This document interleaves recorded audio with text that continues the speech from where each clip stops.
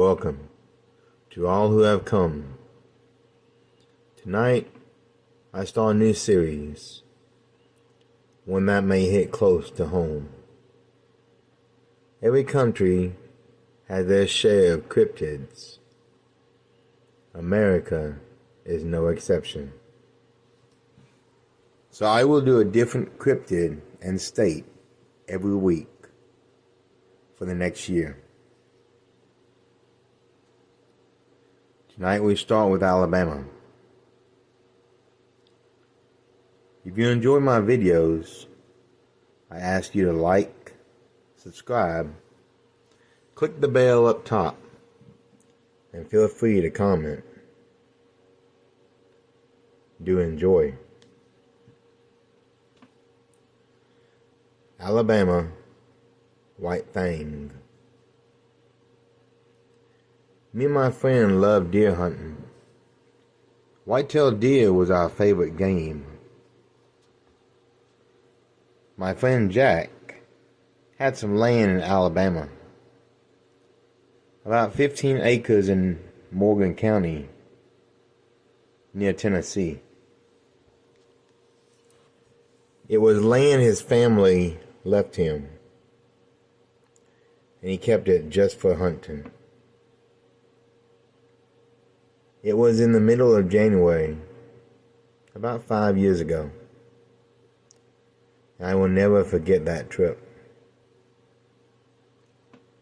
We stayed in his cabin, drinking and playing cards. We had to be in the stands by 5 a.m. as the sun rose around 6:30 that morning. We wanted to be comfortable and prepared when the deer was least expecting us. Snow was on the ground, as recently it had stopped snowing. Doe and bucks would be hungry after the snowfall.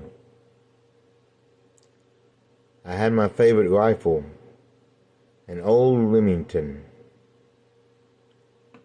It was both dependable and in good condition. While in the stand, I saw a movement to my left. I turned slowly, aiming the gun at what I saw.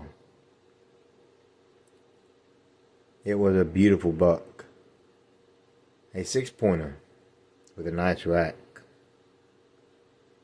I guessed about 400 pounds. I smiled, aimed my rifle, and eased into a firing position, being as quiet as I possibly could. Then I noticed something different. Something else crawled behind the deer. It was large and white. I mistaked it for a bear.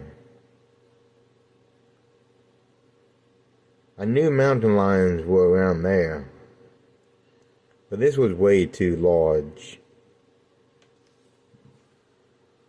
I aimed and was ready to take the shot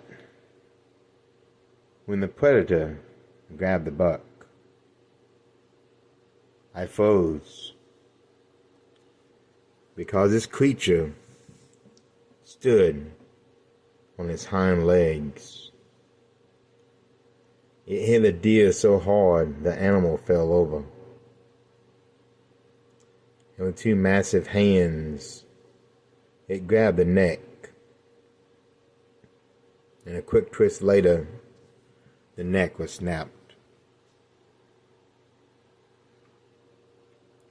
It then stared at me while I sat frozen in my stand. The deer stand was about 17 to 20 feet off the ground.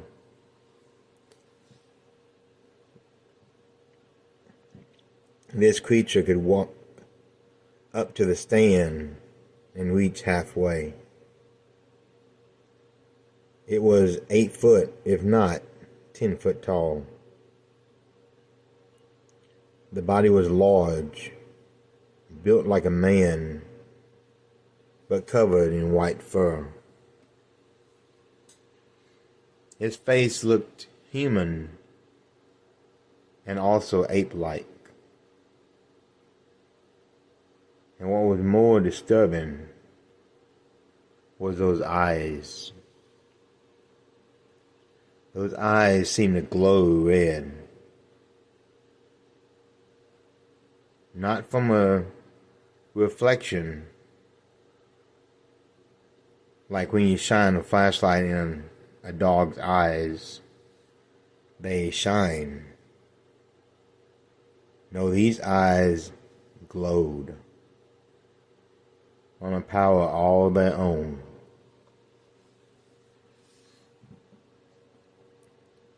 The temperature was colder that year than many others, easily reaching the low 30s. This creature was not cold, but it did send shivers up my spine when it saw me. My rifle was aimed and ready, but I began to have doubts that I would be able to take it down.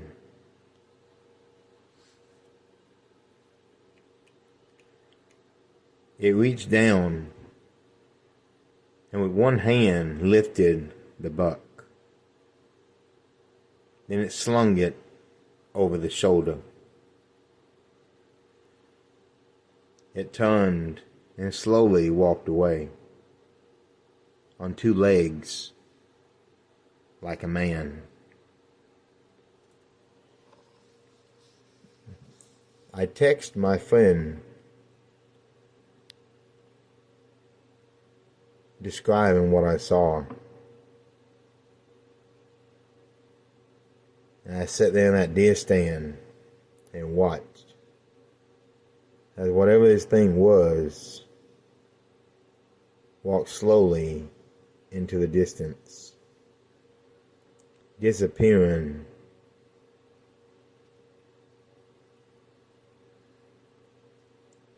in the bushes and tree line of the woods.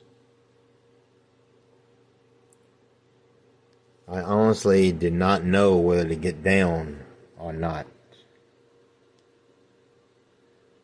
I'm sure that creature could hurt me if it wanted to.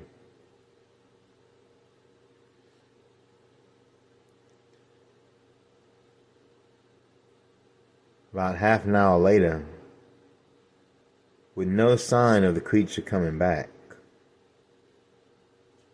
I climbed down the stand and made my way back to the cabin. I poured a glass of whiskey, and then I poured another, while I waited for Jack to come back. An hour later, he came in, as he was farther positioned away from the cabin than I was. In detail, I told him what I saw, and surprisingly enough, he did not laugh at me. He told me his father had told him the story years ago. It was a large creature built like a man. Sometimes it crawled, but most time it walked on 2 legs. His glowing eyes and white fur was unmistakable. It was called the White Thang and was harmless to people unless it felt threatened. They love the taste of deer, and even Jack saw one before. We're not a threat to them, so the creatures leave us alone.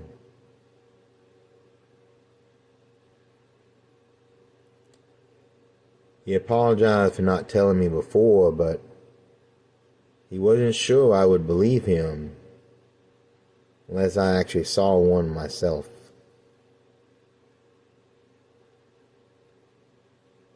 I never saw one again. By night, we could hear their call through the dark woods. It seems a family of these things live here.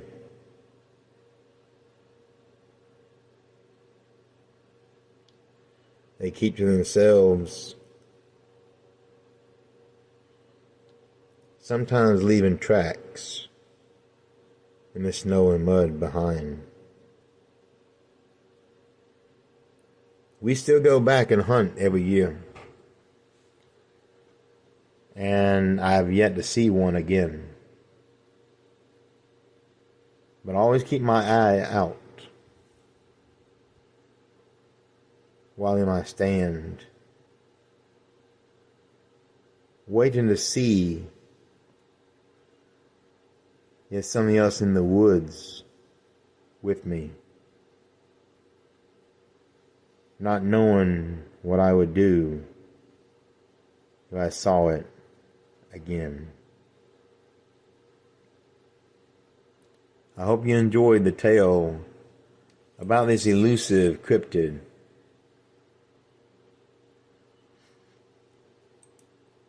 Come back next week as we explore the wilderness of Alaska. Until then, beware the Shadowlands.